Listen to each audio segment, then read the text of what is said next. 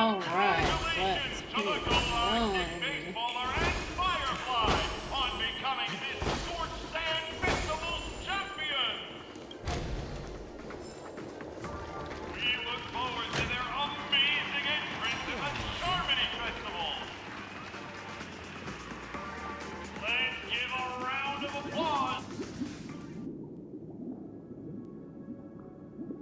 Congratulations to the both of you on becoming the festive superstars of this year's Charmony Festival.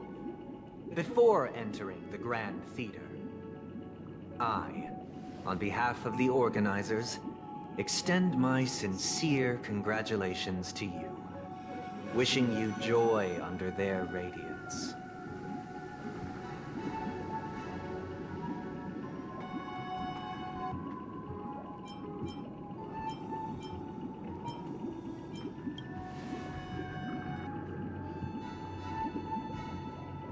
As previously promised, my sister, Mr. Yang, and I have met with the Dream Master. We delved into the truth about Penacony and its Stellaron, and have come to a consensus. Both I and the Oak family cannot acquiesce to your request. Just as expected. We acknowledge the perspective of you, Nameless. Penacony does require change, but not as you propose. The planet of festivities cannot and will not revert to a place characterized by chaos, disorder, or anarchy. Through your journey of overcoming obstacles, you must have glimpsed the essence of that era. The vulnerable ruthlessly eliminated, equality non-existent, common folk living precarious lives, eking out a dreary existence. Ultimately, only heroes like yourselves manage to achieve success. But I would dare ask, if you did not possess the special status of having a Stellaron, and you were but an anonymous and frail member among the masses, which Penacony would you prefer? A dystopia for the survival of the fittest, or a sweet dream paradise for all?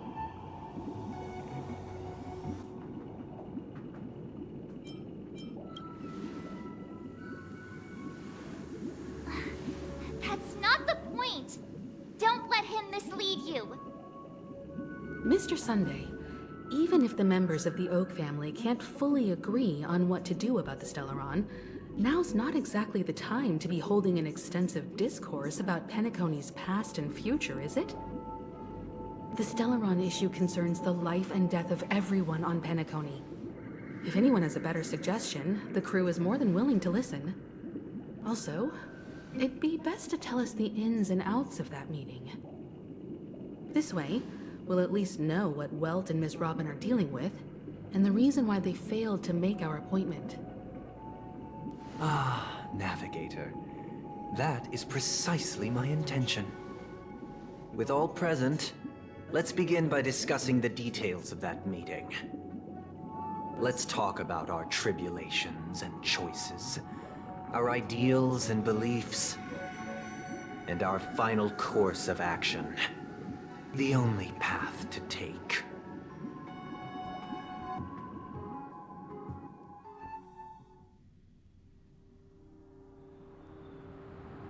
You mean to say that for the longest time, there have been scoundrels who would use the Charmony Festival that I have bequeathed to the masses as a tool to realize their ambition? Indeed, Dream Master.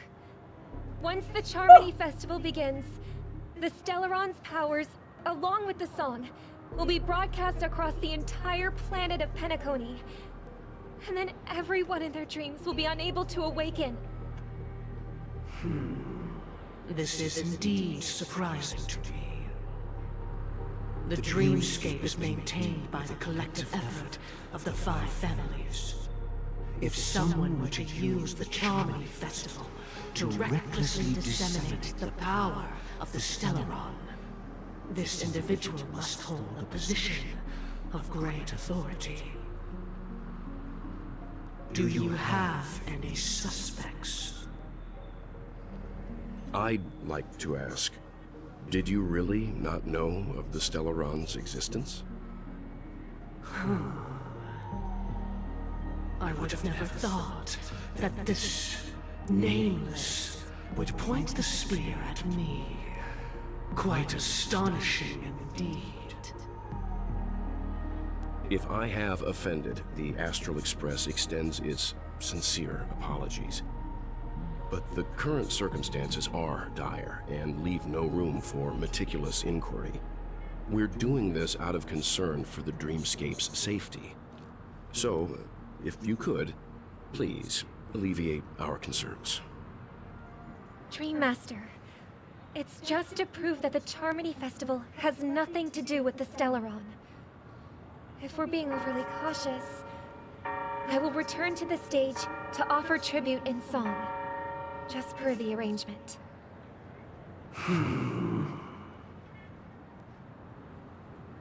Sunday, Robin.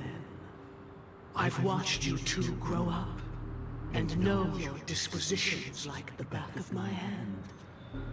Both of you, right now, can surely be lauded as their most devout advocates. I already know your resolve. The magnitude of this matter is enormous, and cannot be taken lightly. Since Mr. Yang has asked with such earnestness, I will personally respond in kind. If there is a need, the entire Oak family will be mobilized to heed your call. Sunday, might I ask you to beseech them to cast their light unto me, and question me in their stead, so that no lies may be concealed? I will do as you command.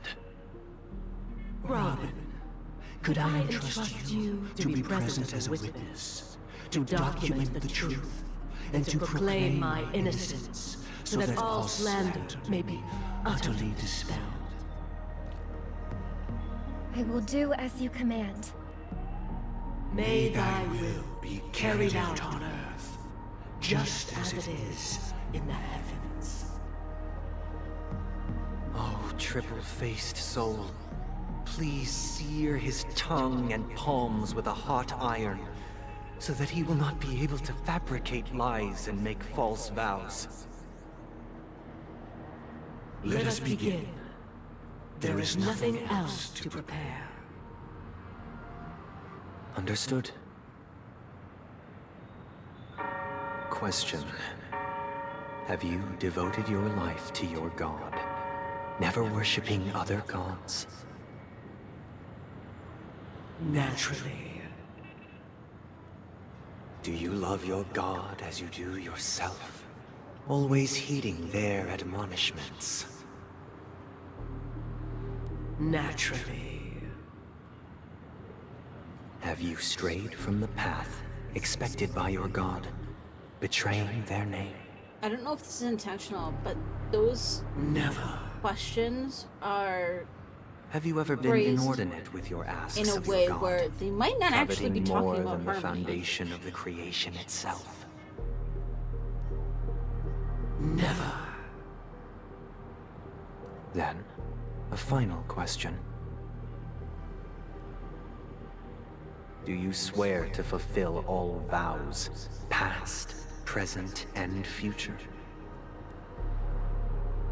With the Eon as my witness, if I do not deliver on my words, or if I renege on my vow. And again, that's may another I one be where that cursed answer could in mean accordance anything. with We don't know divine what those law. vows are. We don't know what the god is. We don't know what the vows are. They have seen your faith, and have endorsed your faith. With this, it can be evidenced. Just a moment. What is it, Mr. Yang? I have another question I hope to have answered. To my understanding, the family's harmony and prosperity have never relied on so-called divine laws. The god you both mentioned, are they truly Xipe? There we go. Mr. Yang should know that those belonging to the family I was gonna toil say. together as if they were kin, embracing solidarity and unity under their light. All duplicity is laid bare before the harmony. Such a delicate and complex symphony. Which other god could perfectly harmonize this, if not for the Great One, Xipe? Then just answer the question simply, yes or no. Perfectly harmonize. Therein lies the problem. It isn't an outsider lurking in the shadows who changed the harmony, but a dissonance that has surreptitiously emerged from within this very symphony itself. In the distant past, there existed an Eon. With one flick of the wrist, they crafted the laws of the cosmos. Their followers formed the Beyond the Sky Choir, spreading solemn and reverent hymns throughout the universe. Later, At least somebody's they on the fell. throne. The route traversed by this Eon clashed with the harmony, ultimately being absorbed and fused into it. The chorus that once reverberated across worlds fell silent, and when it echoed anew, it was transformed into the hymn of harmony. Though an Eon may perish, paths with no masters still linger. In the all-forgiving harmony, echoes of bygone dissonance may subtly arise. Mr. Yang. Being overly astute can be a detriment. Especially when you find yourself alone and without allies. So this is how it is. For the sake of our grand cause, Sunday, please afford these two an opportunity to rest. What?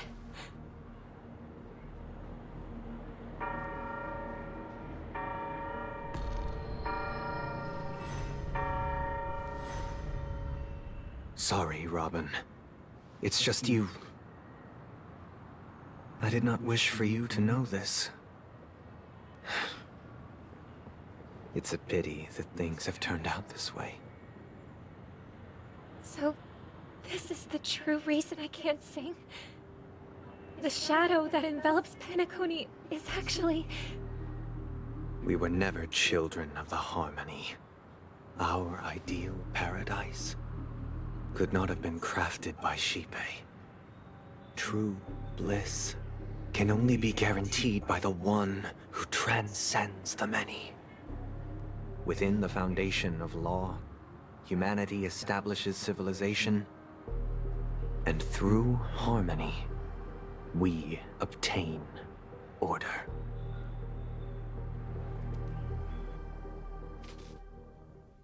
Unbelievable. To think that there would be remnants of the Order on Penacony. What have you done with Mr. Yang and Miss Robin? Don't worry. I just gave them some time alone to ponder their fates. You should know that these actions make you an enemy of the Astral Express. Should we need to stand against the Nameless, it would only be myself and the Oak Every family Sunday comes involved. up. I'm just glad But that I we came haven't in and it reached wasn't that an point oversight. yet. Like Have that we? was actually the plot, because that was actually Your kinda clever. efforts for the justice of Penacony are evident to everyone. Like, and that's have super been widely clever, but observed.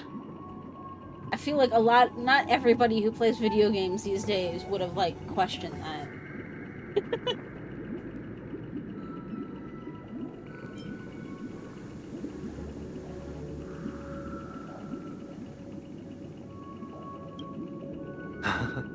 Patience is a virtue. However, I won't hold it against you. On the contrary, I'm here to make my intentions clear. If it is the Order that drove you to imprison Welt and Robin, and you're using them to coerce our compliance, then there'll be no point in entertaining any type of discussion. You're mistaken, Miss Himiko. They are in very safe hands, and just as the family has always proclaimed, no one can be harmed in the dreamscape, least of all in the beautiful new world belonging to the Order. Penacony and the entire universe have witnessed far too much innocent bloodshed. The strong wield their blades against the weak, and the victors push the vanquished to the brink of life. Natural selection.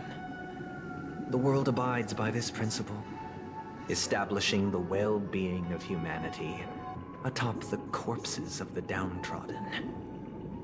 Only we, or rather, I, possess the power to put an end to this farce.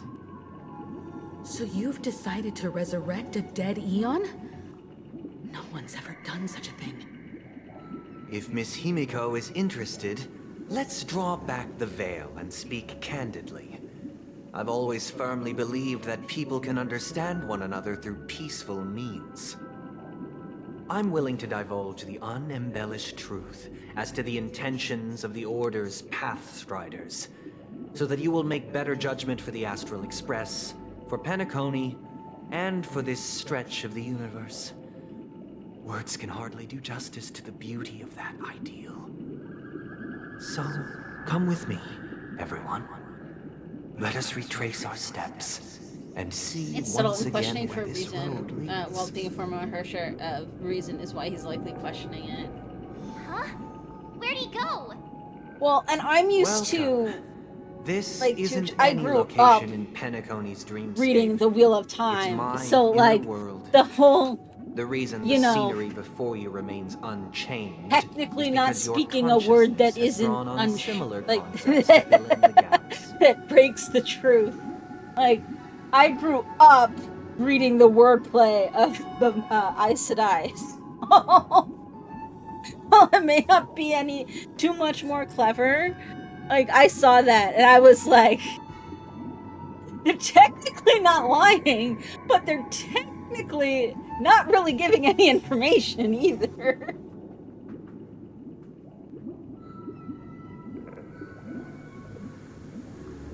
So.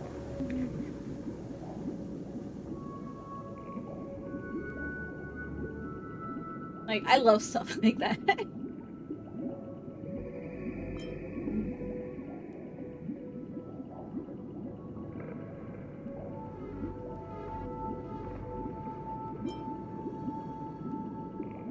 Did you do the same to Welt?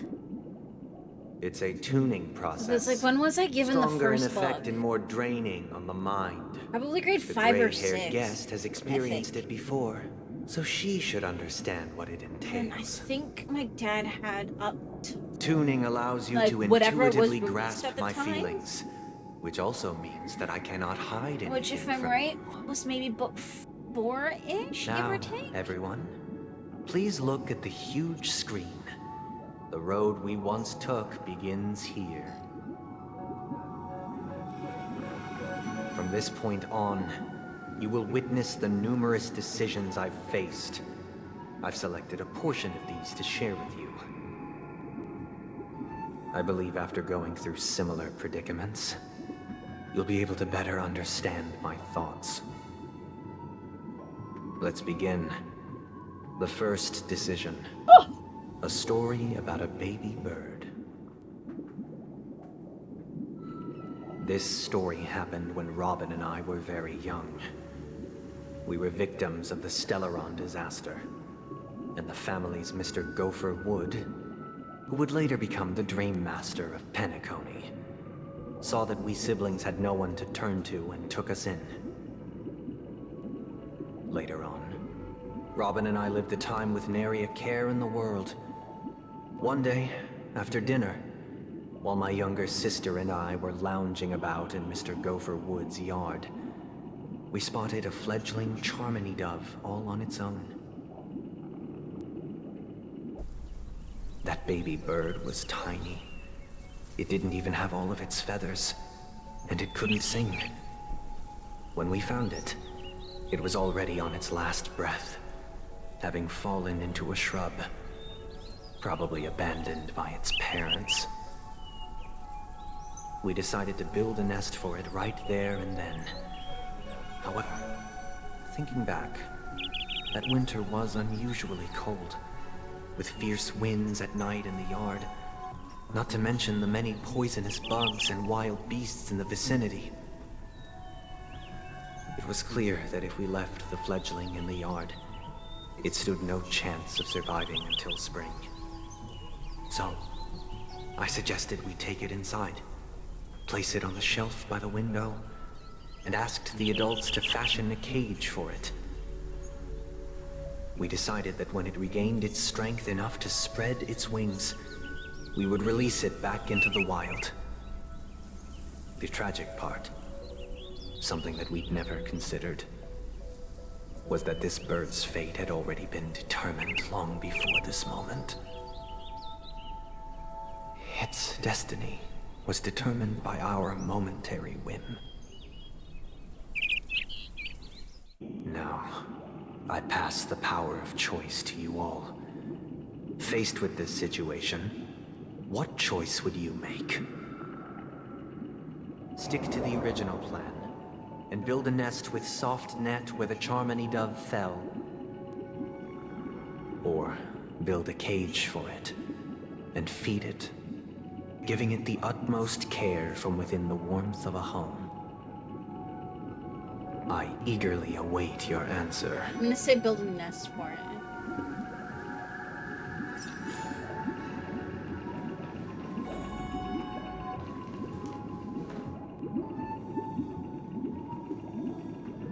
I talk to them.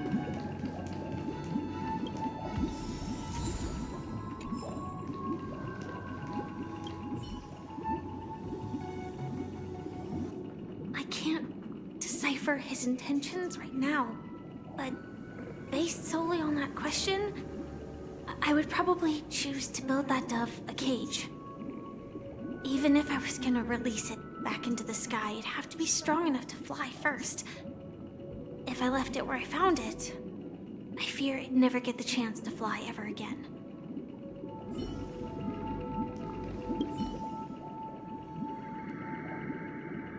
It looks like he really has no intention of imprisoning us. If it's just a quiz, I suppose it's fine to humor him. Back to the question. I would personally choose to build the little Charmony dove a cage. No special reason. I do think that a fledgling should have the right to fly into the sky. But if it can't even live to that point, then there's nothing to talk about to begin with. But you don't know that it, like, actually was abandoned. That guy just casually throws this kind of question at us? What exactly is his deal? But fine, I'll answer, I guess. If it were me, I guess I'd choose to build a cage for the little Charmony dove. After all, leaving it there, it's bound to get hurt by wild animals or something. And that'd just be too sad. It's like, I want to pick that, but I feel like it's this one. It's the nice one. Because he said that the fate was sealed when they decided to make the cage.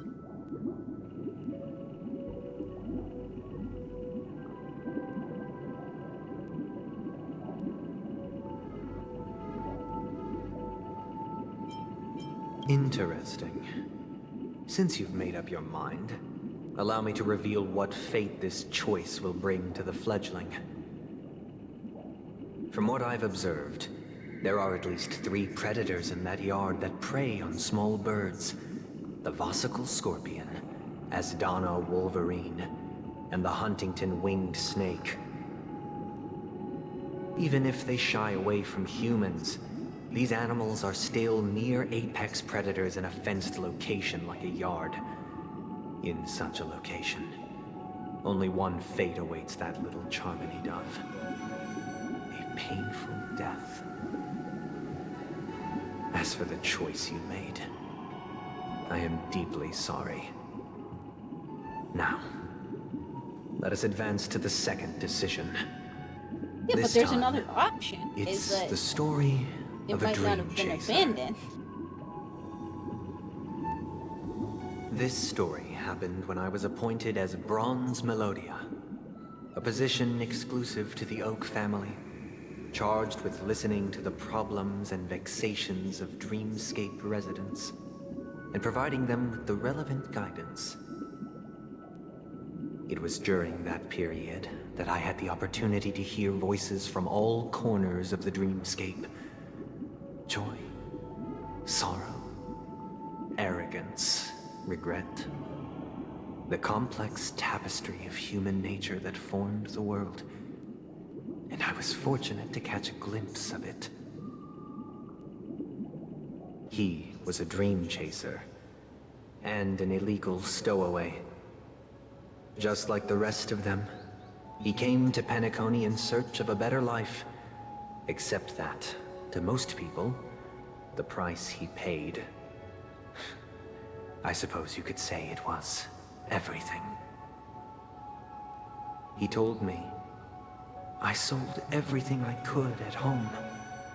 The house, the land, even his 2 children.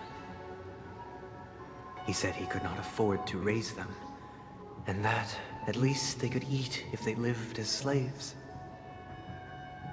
He had a plan in place. He would buy back his children once he had made his fortune, and enjoy Penacony's beautiful dream with them. Alas, his plan to smuggle himself was somewhat clumsy, and he was sniffed out by those pig-headed hounds. After hearing the Dream Chaser's story, I immediately appealed to the Bloodhound family to cease their pursuit. That way, at least he could live peacefully. But I was still too naive to the ways of the world. I did not anticipate that what I thought was a kind gesture would later lead to dire consequences.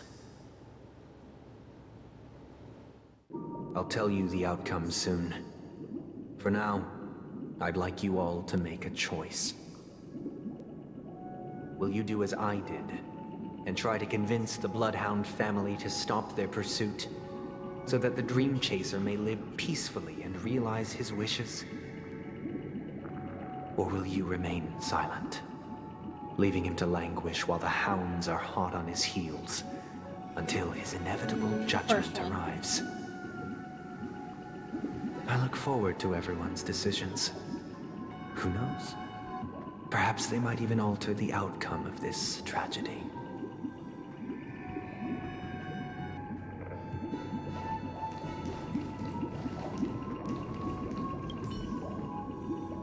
This question... Surely it has some connection to the baby bird story. And this connection is precisely the breakthrough Sunday aims to use to persuade us. I'd probably choose to ask the Bloodhounds to cease their pursuit.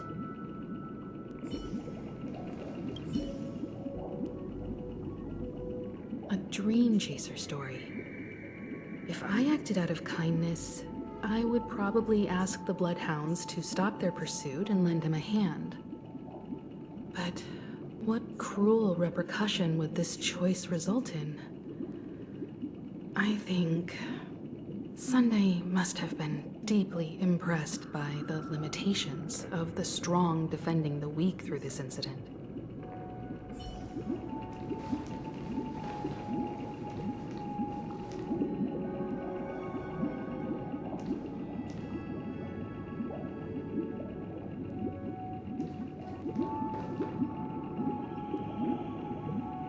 I'll pick this one instead.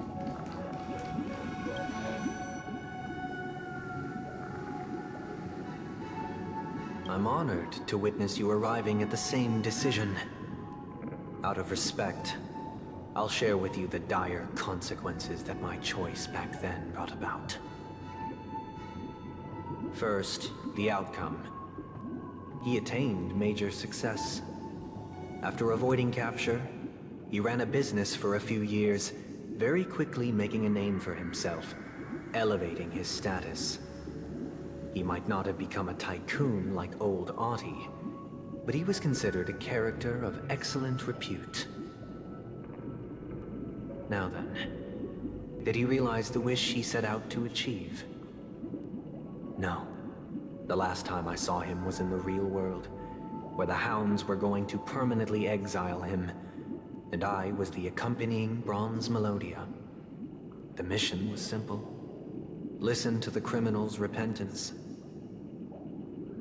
He told me the reason he was in this predicament was because he conspired to usurp the head of the Alfalfa family. When I asked him about his 2 children, he instead responded with a question.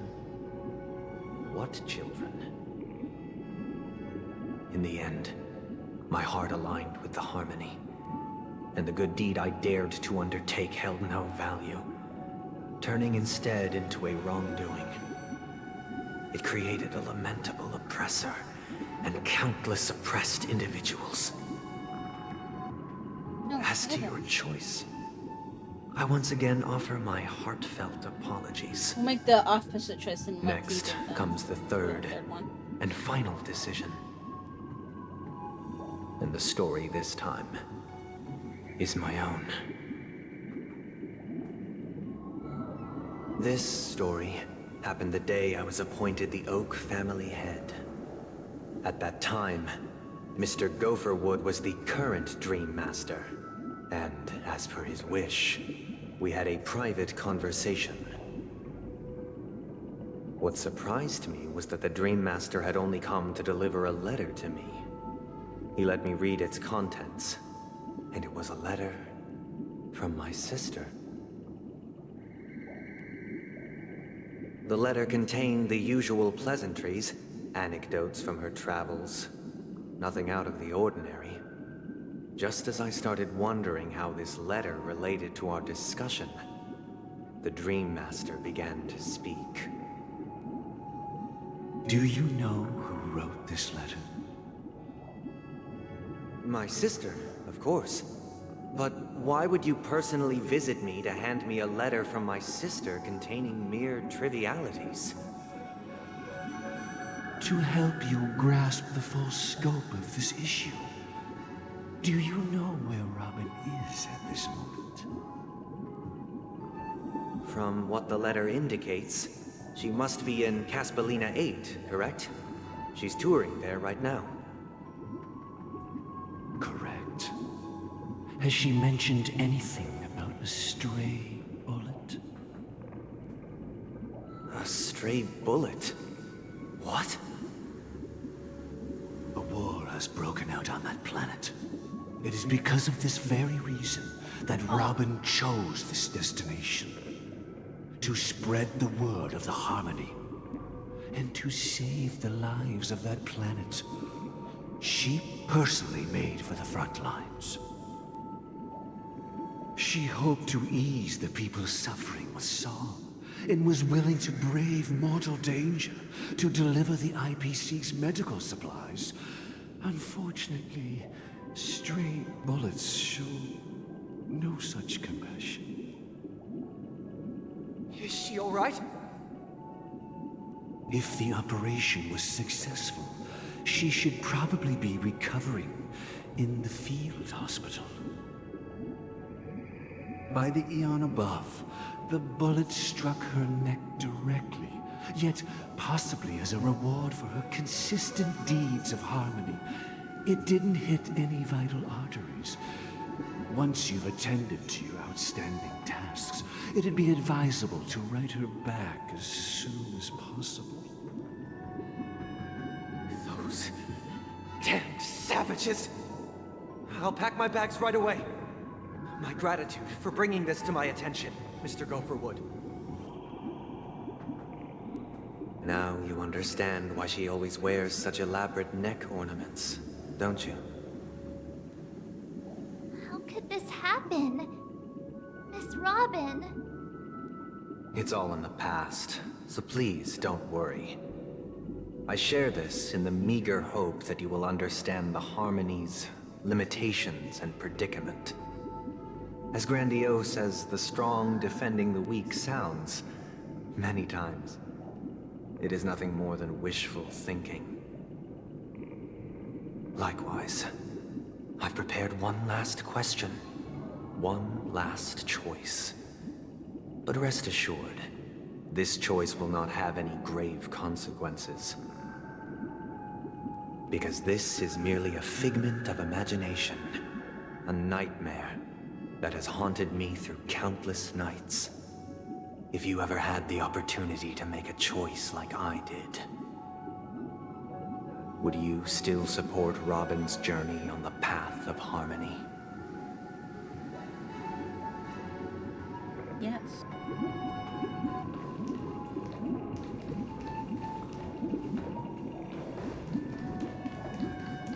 Her choice.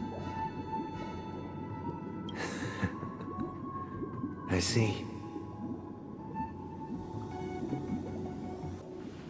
I am now aware of everyone's stances. Raising these questions merely serves to illustrate one point. The plight of Penacony cannot be salvaged by the Harmony. The true foundation for a sweet dream paradise can only be established through the Order, where the strong govern the weak. I know the suffering of being tormented, the turmoil of losing your way, how sorrow, and even despair, set in when matters don't work out. All of this causes me unending pain, because this is not what happiness is at all. We must teach the weak how to live a happy life. And this life isn't some noble propriety that the upper crust preaches, but in definitive terms, a way of survival that belongs to everyone. So what is your definition of living a happy life? Good question. Human consciousness is fundamentally an illusion, a cage known as self-worth. People lured in by this illusion make mistakes, yet still ask that external influences bear the burden. When one mistake after the next permeates the masses, they become impossible to trace. Thus, the amassing of these individual cages culminate to form a prison, a place dictated only by the rule of survival of the fittest. Nature is always accompanied by predation and sacrifice. Its antithesis is known as order. That is what I want to do. Unite people's happiness under the banner of order. They won't need to make bitter choices any longer, nor face the weaknesses of humanity. They can cast aside their primal instincts to build a haven for mankind. Simply describing thoughts is far too abstract. So allow me to provide a simple example. As you all may know, there are societal norms like weekends and long weekends that exist on some worlds.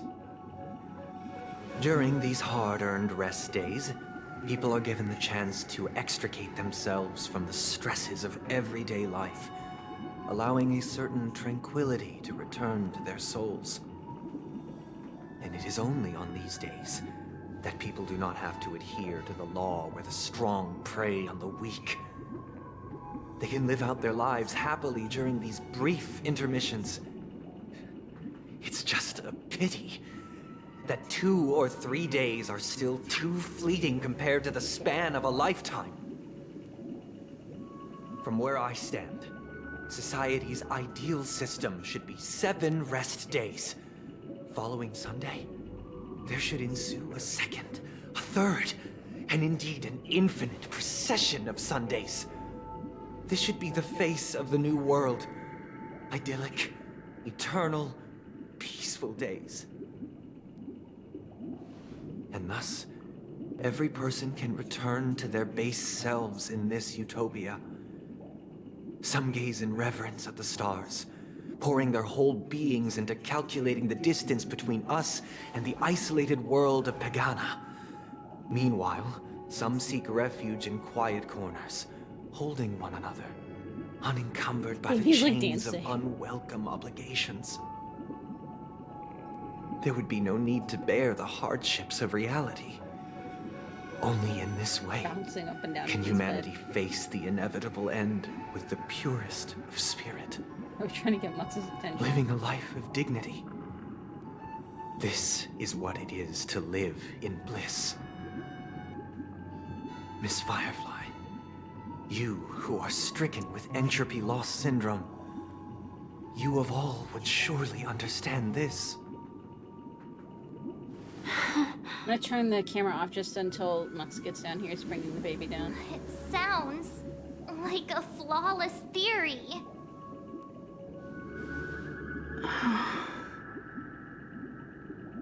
But what is the price to attain all this? The cost is minute, merely a personal and eternal sacrifice. If this paradise is to be maintained for everyone, someone must remain trapped in solitary awakening until the end of the cosmos. Awakening. Which means that this so-called paradise is still a dream. Stepping into this paradise means forsaking reality, correct? It is not forsaking, but transcending. Flesh, blood, sorrow, weakness. If the physical is the root of spiritual suffering, it is only logical that we defeat it. But in this supposed bliss, people won't have defeated their demons. The chance to overcome their tribulations would be forever lost to them. In other words, it is an escape. That's another way of understanding it. But there is no shame in escape. On the contrary, the seeds of escape exist in everyone's hearts. Don't you agree, Miss Firefly? And as to why we sleep, it is because we are afraid to awaken from our dreams. But this is not in conflict with the grand plan. Only in acknowledging this can we truly understand the frailty of human nature, and from there, show compassion and protection.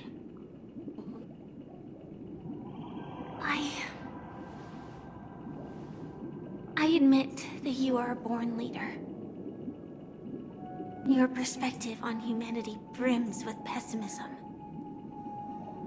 Yet you express compassion for all. Even when your heart pities them. But unlike you, I live for the self. From my perspective, individuals making choices for themselves is their birthright. The want to escape may be innate in the weak. But whether they are weak or not, it is not up to another to decide. Perhaps in your mind, you also view me as weak?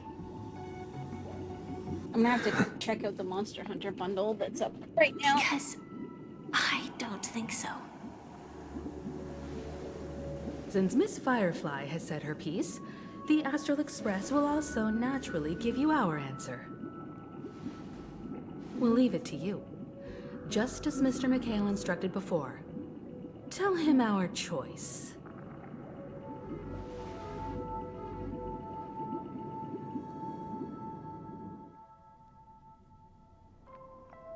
What is this place?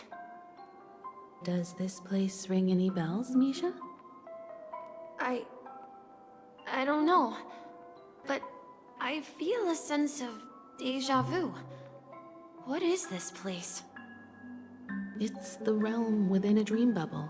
This was left to the Astral Express by a Nameless, but weirdly, when we entered it, it was completely empty. Dr. Edward from the Dreamscape sales store told me that dreams are formed from memories, and a dream bubble can't take shape if its core is empty. So I thought you might be able to help us in unraveling this mystery, Misha. As a hotel doorman, you know Penacony best among us. Put the camera off. I don't know much about dream bubbles. It's be easy to But if you want to figure out what this mansion is, I'll do my best. I'm counting on you then. Himeko, I still don't get it. Why were you so sure that Misha had a connection with this dream bubble? That's a vacuum. I You can wasn't play sure. with that when you're a little It bit was older. just if a you hunch. want. But since Misha feels familiar with this place, my hunch might be correct.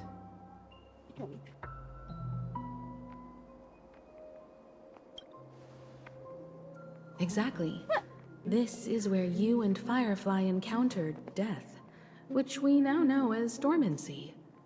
Considering its connection to Dreamflux Reef, it's not surprising it appeared here. The question now is, who brought you here? Based on the clues we have so far, it's unlikely to be that masked fool. So identifying them is crucial to us. We're drawing closer to the truth once more. Let's give Misha some time, as I believe he'll unveil the secret of this dream bubble. All right, but there are doors all over the place. Which one should we choose? Do you have any idea, Misha? I guess...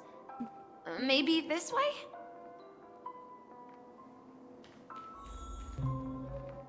You don't need the mic.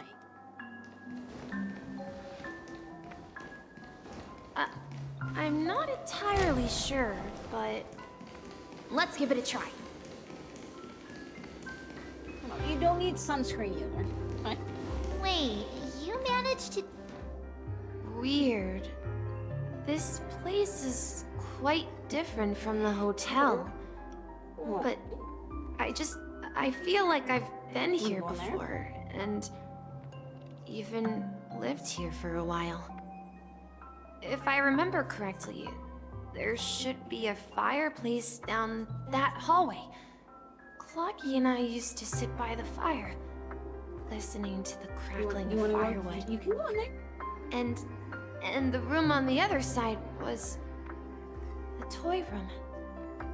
I loved spreading out all the toys from the box on the floor and making up stories for each of them. Hold on. This doesn't make sense. Didn't I grow up in Dreamflux Reef? So... what is this place? This could be a case of amnesia. Don't worry, Misha. It's common for everyone to forget certain aspects of the past. Those memories haven't vanished. They're just lying in the depths of your mind. We can surely get them back.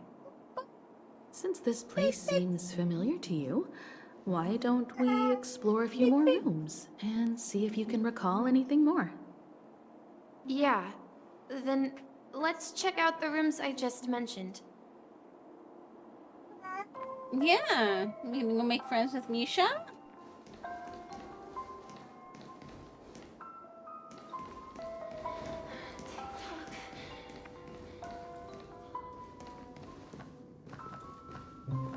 Mikhail, that's the name.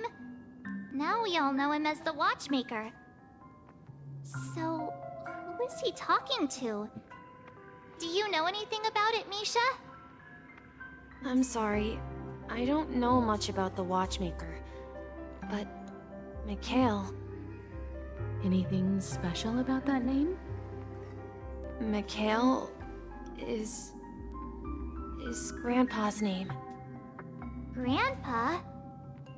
Do you mean you're the Watchmaker's grandson? But we haven't heard anything about the Watchmaker you don't having need to pull that up. descendants. And the No, name leave Mikhail that is down. not rare. Perhaps Put it's it merely a down. coincidence. Put it down. Could you tell us more about your grandpa, Put Mikhail? it down. Yeah, sure. He was Put a it seafarer down. who fearlessly ventured into mysterious seas and storms. Good job. He was always on the sea and had lots of friends who Yeah, push it accompanied back him down. on his travels. He didn't want me Good to call job. him Grandpa because that would make him No, sound old. leave it. He Leave it believed alone. he was still young. The name Mikhail was given to him by his parents, Mihaly and Elise, both renowned seafarers. Every time he came back, he'd share his logbook with me and tell me about his adventures at you just sea. wanted the, okay. I want to become a great wanted the adventurer, why. just like him. It appears that the seafarer has nothing to do with the watchmaker. So, perhaps it's just a coincidence? So, where is your grandpa now? He went off on a new Do you journey. want me to move, or do you want to try And stepping over it? It's been quite a while since I last saw him. And you can kind of step on So, that, step that puzzle where piece has back in. Clocky gone? Did he leave to protect Dreamville? That's partly why I want to get the rug, so that you can pull them all up. You can like, kind of push it.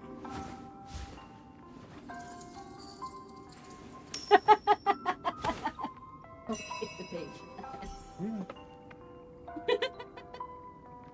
Hi!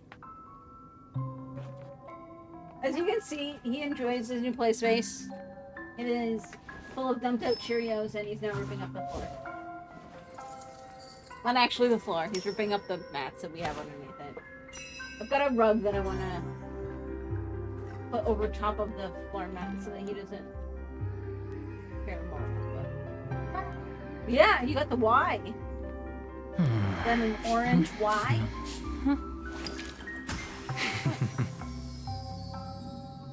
Yeah, you're doing good. Go for it.